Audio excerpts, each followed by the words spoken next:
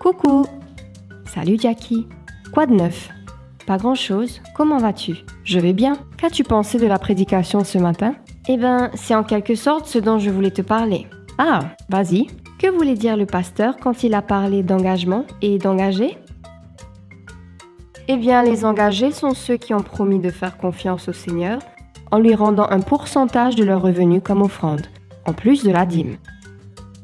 Mais la dîme n'est-elle pas suffisante? Pas vraiment. Selon Malachie 3, les versets 8 à 10, toutes deux sont requises de la part de Dieu. Et lui priver de l'une d'elles serait malhonnête.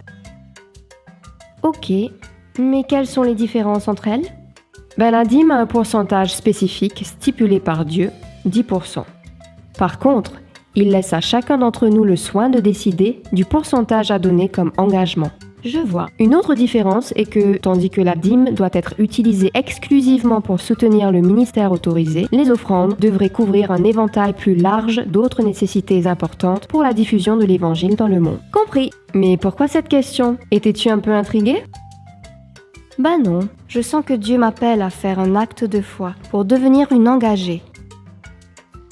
Je pense que cela m'aidera à être plus cohérente, à faire des offrandes aussi régulières que les bénédictions de Dieu, et non selon mon cœur, ou selon ma compassion, ou selon des projets ou des demandes spéciales, mais à chaque fois qu'il bénit.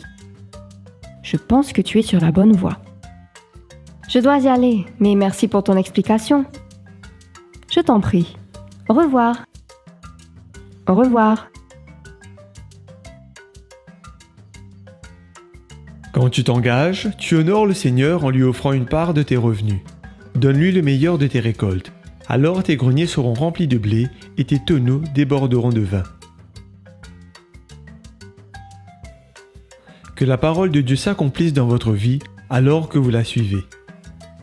Mettons nos désirs en dernier et Dieu en premier.